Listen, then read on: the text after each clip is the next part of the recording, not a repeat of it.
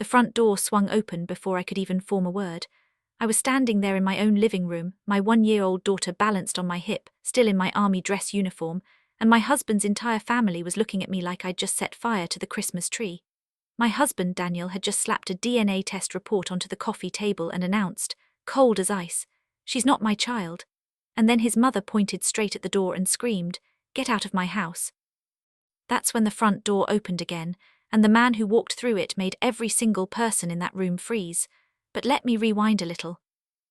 That morning, I'd been at Fort Liberty in North Carolina, finishing up some paperwork after a long stretch of training and admin duties. I was exhausted in that specific military way, the kind that seeps into your bones and makes you feel like you've been carrying a ruck for days. But I was happy. I was finally heading home.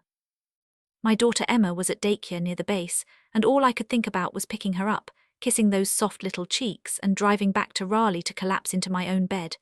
Around 3:00 that afternoon, my phone buzzed. It was Daniel. "Don't be late tonight. Mom has a surprise waiting for you." I stared at that message for a second and smiled. A surprise?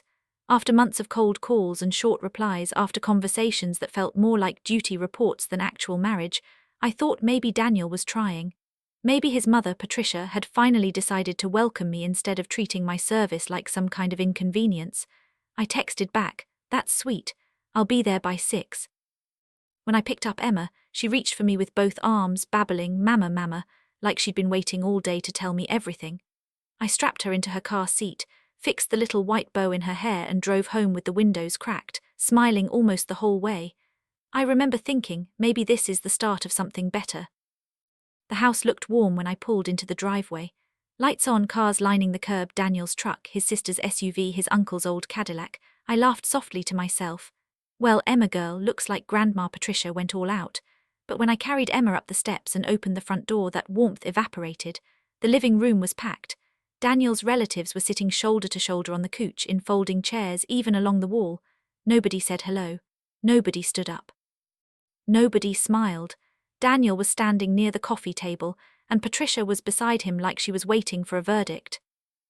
I looked around and said, "What's going on?" Daniel reached down, picked up a white envelope and threw a paper onto the table. "DNA test results," he said. "She's not my child." For a second I couldn't breathe. Emma grabbed my collar, confused by the silence. I looked at the paper, then at Daniel. "What are you talking about?" Patricia stepped forward, her face hard. "We know what you did," she said. "You humiliated this family." Then she pointed at the door. "Get out of my house." Before I could say a single word, the front door opened behind me. A deep voice said, "Captain Morgan." Everyone turned. Lieutenant General Robert Hayes stepped into the room in full uniform. For several long seconds, nobody moved. He was wearing his Army service uniform with 3 stars on each shoulder, and he wasn't the kind of man who needed to raise his voice to command attention. His presence alone shifted the atmosphere in that room. I instinctively straightened my posture, balancing Emma on my hip. "Good evening, sir," I said quietly. He nodded. "At ease, Captain Morgan." His eyes swept across the room. The silence felt almost painful. He noticed the packed living room, the relatives sitting stiffly, Daniel's pale face, Patricia pointing toward the front door, and finally the tears gathering in Emma's bright blue eyes. The general frowned. I seemed to have interrupted something. Nobody answered. Daniel swallowed hard. "General Hayes, this is a family matter." "So I gathered." His calm voice somehow made the room even quieter. He looked at me. "Captain Morgan, are you all right?" I wanted to answer, I really did, but my throat felt tight. Instead, Emma buried her face against my shoulder and started crying softly. General Hayes took one slow step into the room. "I came here to congratulate one of my finest officers on her exceptional service." His eyes shifted toward Daniel. "I wasn't expecting this."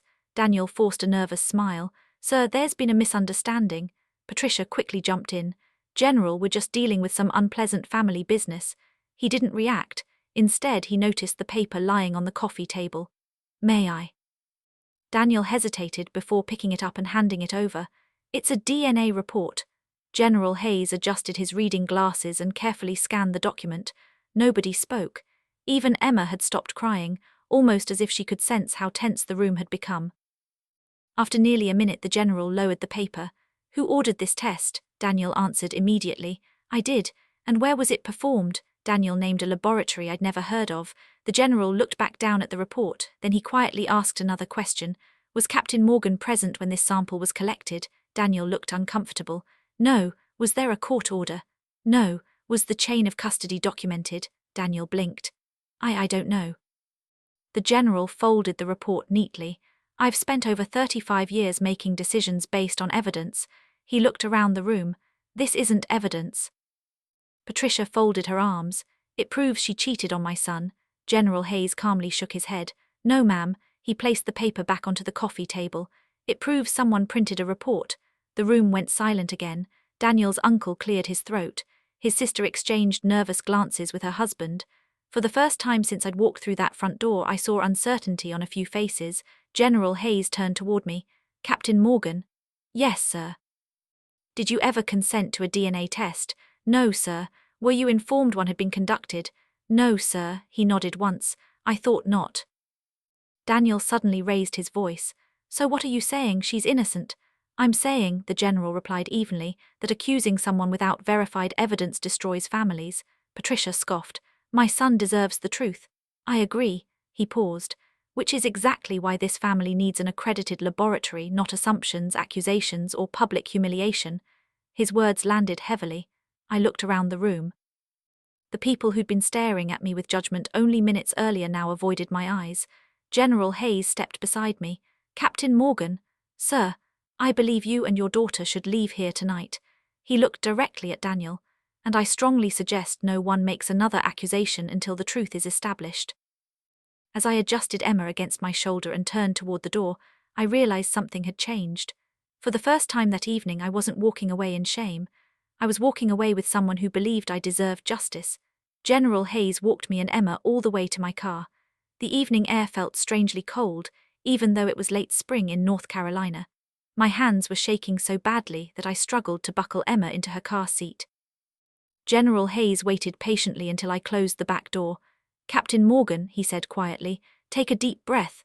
I looked at him, and for the first time since walking into that house the tears came. I don't understand, I whispered. How could they do this? He didn't rush to answer. Instead, he handed me a clean handkerchief from his jacket pocket. I've served in the army for nearly 4 decades, he said. I've seen careers destroyed because people rushed to conclusions. I've also seen innocent people survive because they refused to stop telling the truth. I never cheated on my husband. I believe you. Those 4 words nearly broke me, not because they solved anything, but because they were the first words of trust I'd heard all night. Emma reached through the open car door and wrapped her tiny fingers around my sleeve. Mama, I smiled through my tears. I'm okay, sweetheart. General Hayes glanced toward the house. I'll have someone help you find a safe place to stay tonight. I can stay with my friend Rachel. Rachel Bennett was another Army officer stationed at Fort Liberty. We'd gone through officer candidate school together years earlier and had remained close ever since. Good. He reached into his pocket and handed me a business card. On the back he wrote 2 names. One belonged to an experienced military legal assistance attorney. The other was a family law attorney in Raleigh who frequently represented military families. If this becomes a legal matter, he said, don't face it alone. I appreciate that, sir. Before leaving, he looked me in the eyes. One more thing. Yes, sir. Don't try to clear your name by arguing. I frowned. What do you mean? People who have already decided you're guilty rarely change their minds because of louder arguments. He paused. They change their minds when they're confronted with undeniable facts. Those words stayed with me long after he drove away. Rachel welcomed Emma and me into her home without asking a single question. She simply hugged me. Guest room's ready, she said. We'll talk when you're ready. Later that night, after Emma finally fell asleep in a borrowed crib, I sat alone at Rachel's kitchen table.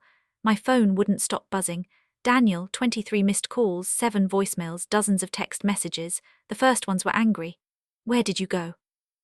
Running away makes you look guilty. Then they became demanding. We need to finish this tonight. Finally, one message caught my attention. Mom says you left too quickly to explain yourself. I stared at the screen. Left too quickly. Patricia had pointed at the front door and screamed for me to leave. Now they were pretending I'd walked away voluntarily. Rachel poured me a cup of coffee. What are you thinking? They're already changing the story, she nodded. Then don't give them another chance. The next morning I returned to the house while Daniel was supposedly at work. I only wanted Emma's clothes, some diapers and a few personal belongings. Patricia wasn't there either. The house was quiet. As I packed a small suitcase upstairs, I noticed Daniel's laptop sitting open on the desk. Its screen had gone dark, but it hadn't locked. I had no intention of snooping. Then a notification appeared. Vanessa, everything went like we planned. She'll never recover from this. My heart stopped. With trembling hands, I clicked the message. What I read over the next few minutes would change everything I believed about my marriage. For a long moment, I simply stared at the screen. Vanessa, I'd never heard that name before. The message sat there like a brick on my chest. Everything went like we planned. She'll never recover from this. My fingers trembled over the keyboard. Every instinct told me to slam the laptop shut and leave. But another voice, the one the army had spent years training, told me to stay calm, observe, and collect facts before making a move. I quietly opened the message thread. The first few texts were harmless enough, then my stomach dropped. Vanessa, did everyone believe the DNA report? Daniel, every single one of them. Another message. Vanessa, did your mom throw her out? Daniel, exactly like we planned. I stopped breathing for a second. This hadn't been an emotional outburst. It hadn't been a misunderstanding. It had been planned weeks before I came home. I quickly used my phone to photograph every page of the conversation. There were dozens of messages. Some talked about embarrassing me in front of Daniel's entire family. Others discussed making sure I left the house without asking questions. One message caught my attention immediately. Vanessa, once she's gone, selling the house will be easier. Selling the house? Daniel had never mentioned selling our home. Then another message appeared farther down. Daniel, she'll probably just go back to the army. She won't fight me. The words hurt far more than I expected. After 9 years of marriage, he believed he knew exactly how I would react. I took more photographs. Then I noticed another folder on the desktop labeled taxes. I almost ignored it. Almost. Inside were several PDF files and recent bank statements. One transfer immediately stood out. $18,500 transferred from our joint savings account 3 weeks earlier. I opened another statement. Another transfer, $12,000. Then another. Almost $40,000 had quietly disappeared while I was serving my country. I whispered to myself, "What have you done, Daniel?" A car door slammed outside. I froze. Looking through the upstairs window, I saw Patricia pulling into the driveway. She wasn't supposed to be home. I quickly emailed the photographs from my phone to my private email account, logged out of the laptop and closed it exactly the way I'd found it. Then I grabbed Emma's diaper bag and hurried downstairs. Patricia walked through the front door just as I reached the hallway. Her expression immediately hardened. "I thought I told you to stay away." "I'm only here for Emma's things." She crossed her arms. "You've already destroyed enough." I looked at her calmly. "I didn't destroy this family." She laughed bitterly. "You expect me to believe that?" "No." I lifted Emma into my arms. "I expect the truth to speak for itself." Without another word, I walked past her. For the first time in my life, I didn't feel the need to defend myself. Outside, I buckled Emma into her car seat and drove straight to the office listed on the business card General Hayes had given me. Attorney Melissa Carter welcomed me into her office that afternoon. She listened carefully as I described everything that had happened. When I finished, I handed her my phone. She slowly scrolled through every photograph. Her eyebrows rose. Finally, she looked up. "Captain Morgan?" "Yes. I've handled military family cases for 22 years. She tapped one of the screenshots. "I believe your husband didn't just try to humiliate you." She opened a legal folder. "I believe he planned to defraud you." The room suddenly felt very quiet. I realized this was no longer just about a fake DNA test. It was becoming something much bigger. And Daniel had no idea his own messages had just become the strongest evidence against him. I walked out of Melissa Carter's office carrying a folder that suddenly felt heavier than anything I'd ever hauled through army training. Not because of its weight, but because of what it represented. Evidence, real evidence. For the first time since that terrible night, I wasn't relying on my emotions. I had facts. Melissa had asked me to remain calm. "Captain Morgan," she said before I left, "from this point forward, don't confront your husband, don't warn him. Let him believe his plan is working." That wasn't easy. Every part of me wanted to drive straight home and demand an explanation. Instead, I followed her advice. Back at Rachel's house, Emma was sitting on the living room rug, happily stacking colourful plastic blocks.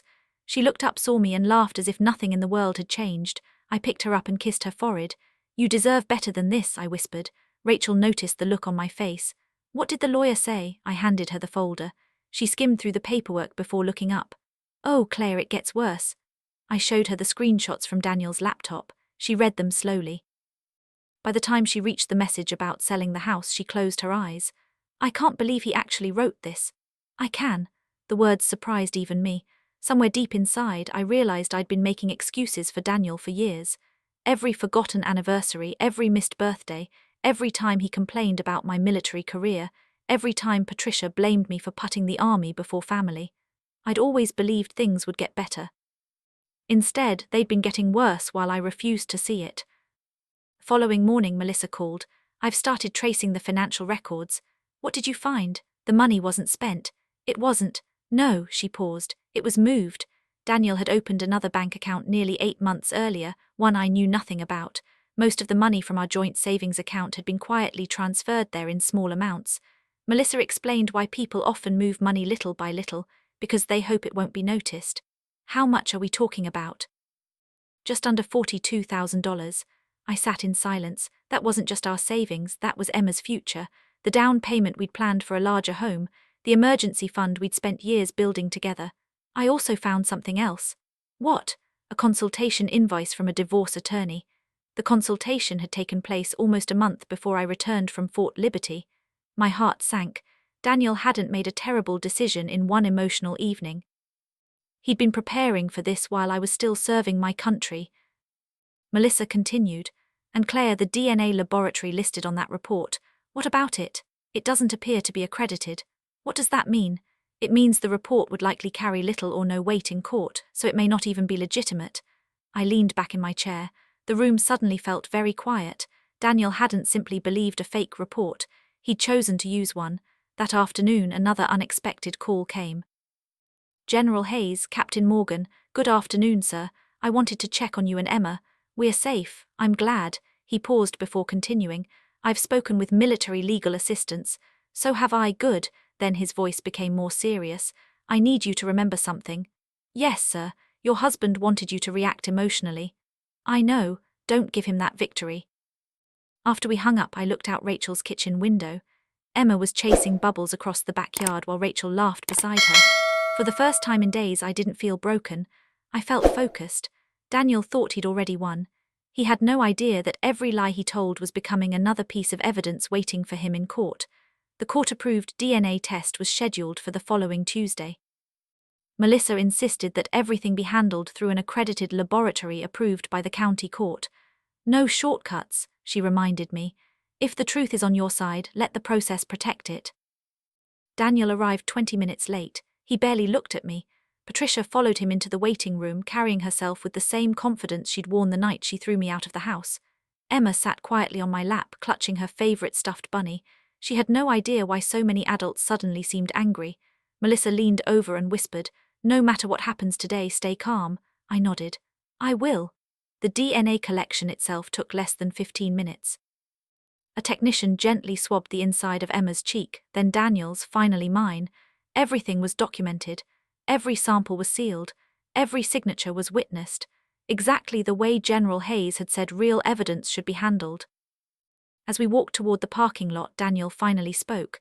"You really think this is going to change anything?" I looked at him. "I think the truth already has." He laughed without humor. "You've always been good at pretending." I didn't answer. Melissa had warned me, every unnecessary argument only gives the other person another opportunity to twist your words. So I simply buckled Emma into her car seat and drove away. 3 days later, Melissa called. "The results are in." My stomach tightened. "Can I come to your office?" "Please do."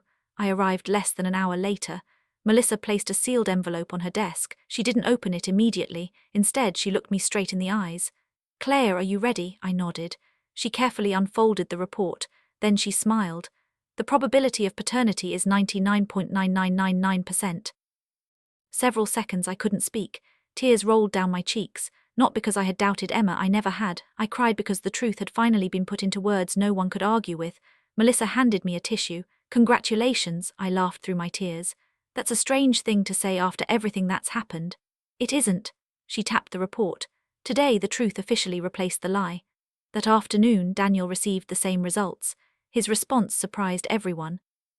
He didn't apologize. He didn't call to ask how Emma was. Instead, he sent one short text. "The lab must have made a mistake." Melissa read the message and shook her head. When someone refuses to accept evidence, they're no longer searching for the truth. She was right.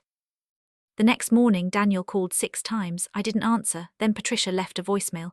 "Claire, we need to talk." It wasn't an apology. It wasn't concern for Emma, it was panic. By then, several relatives who'd attended the so-called welcome home dinner had learned about the official DNA results. Daniel's younger sister, Emily, was the first to reach out. "Claire," she said quietly over the phone, "I owe you an apology." "You don't owe me anything." "I sat there and watched everyone accuse you." Her voice cracked. "I should have stood up for you." I closed my eyes. "I appreciate you calling. There's something else." "What?" "The night you left," she hesitated. I saw Daniel throw another envelope into the fireplace. My heart skipped. "What kind of envelope?"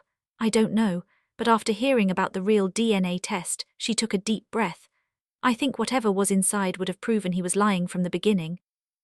After we hung up, I stared out the window. Daniel wasn't fighting to save our marriage. He was fighting to save the lie he'd built.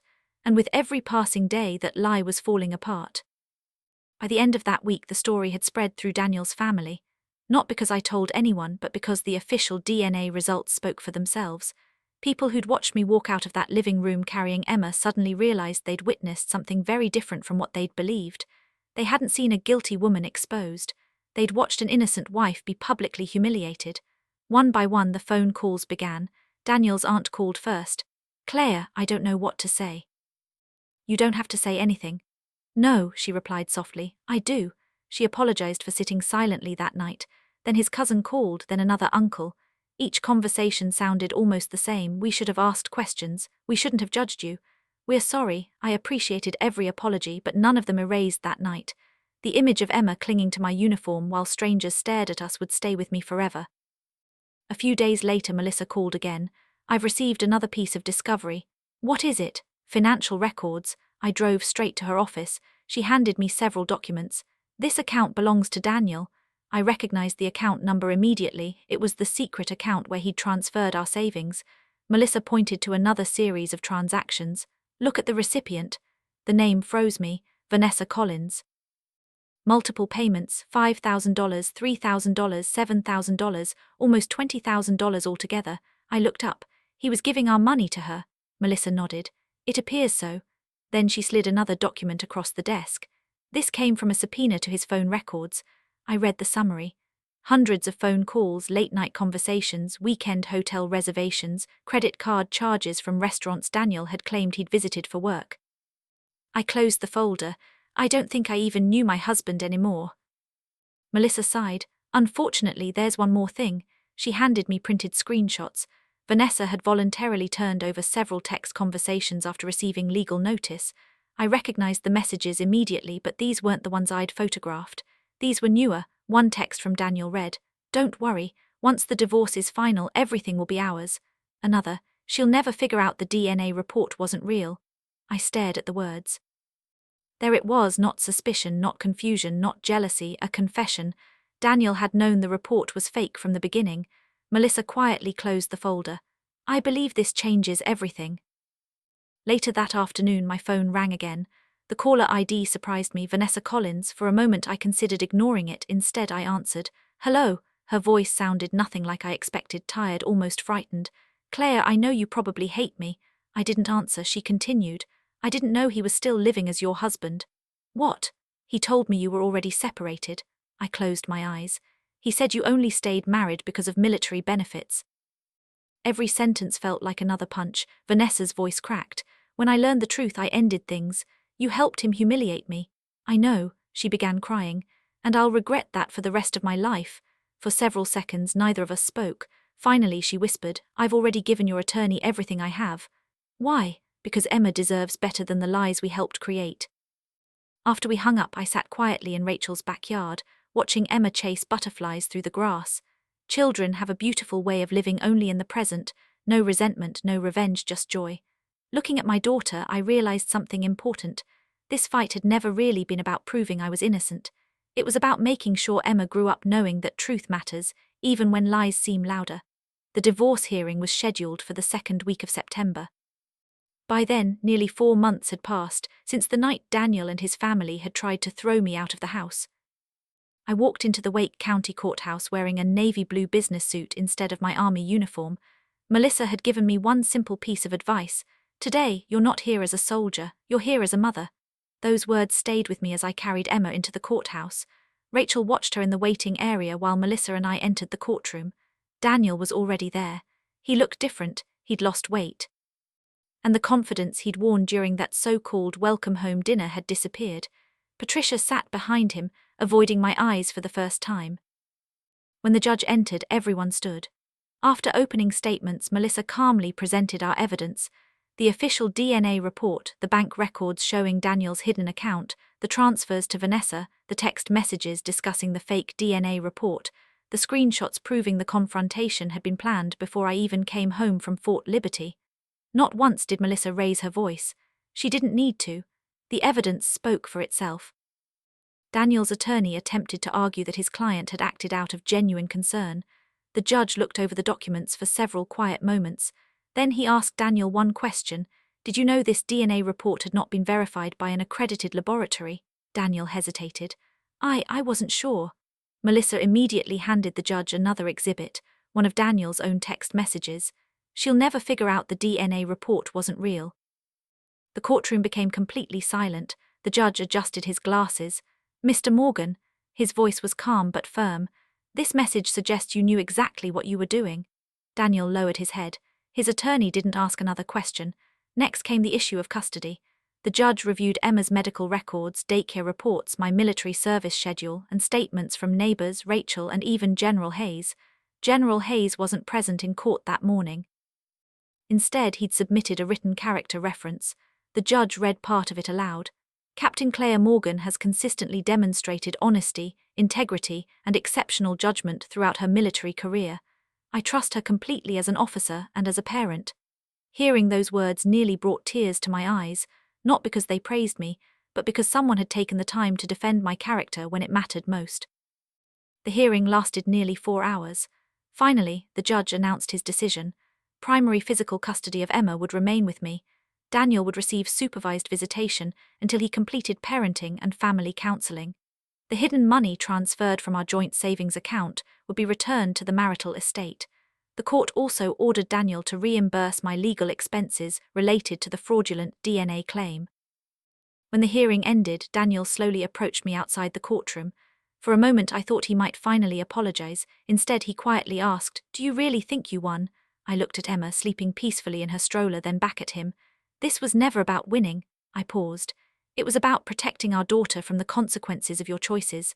Without another word, I turned and walked away. For the first time in months, I didn't feel like someone seeking revenge. I felt like a mother who had finally found justice. Almost 6 months passed before I saw Patricia again. Life had finally begun to settle into something that resembled peace.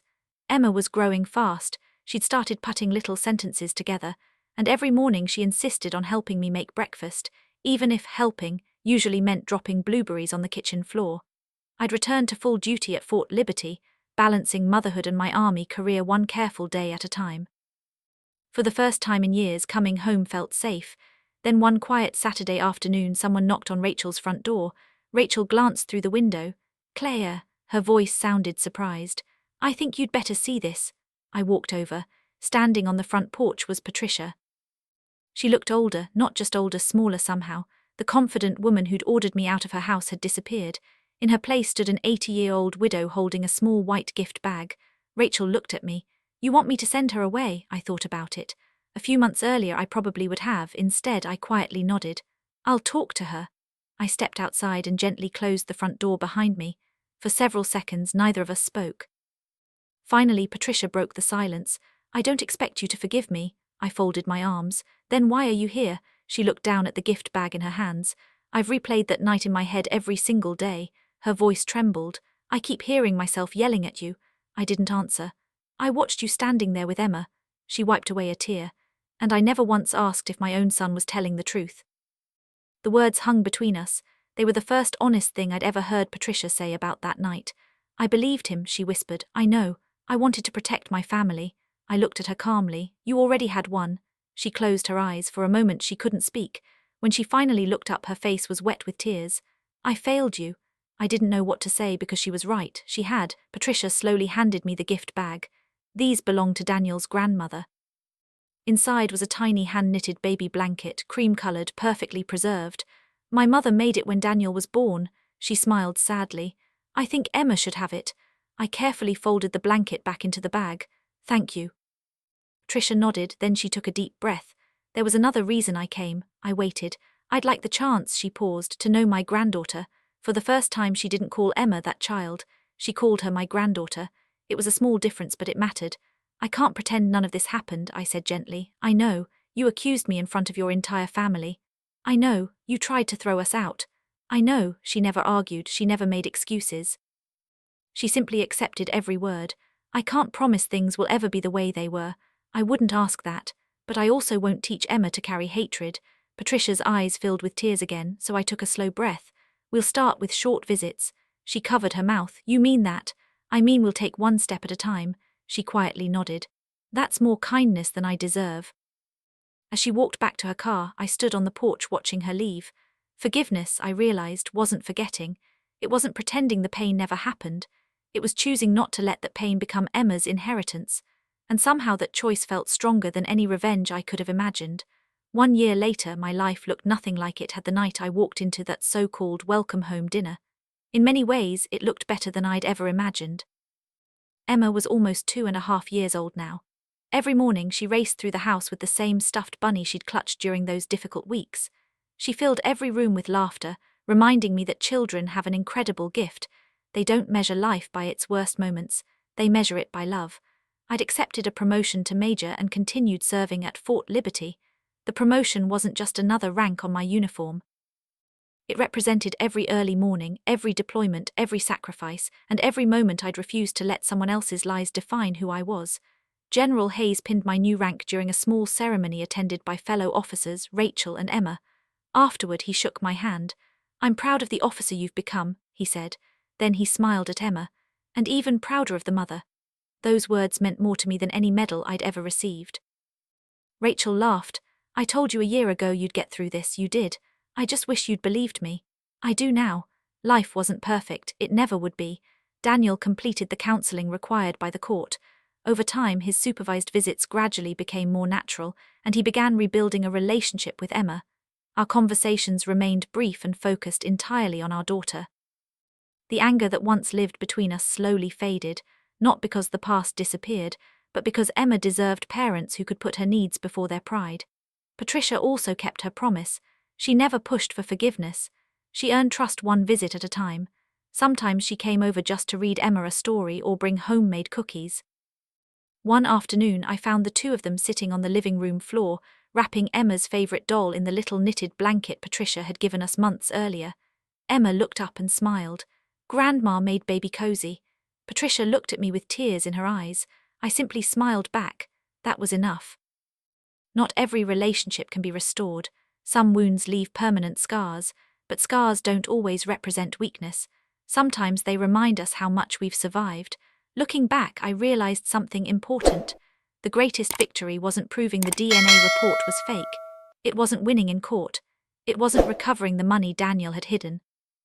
It wasn't even hearing the apologies. The greatest victory was refusing to become bitter, because bitterness would have stolen something the lies never could, my peace. Today, when people ask me how I survived the hardest season of my life, I give them the same answer. The truth didn't save me overnight.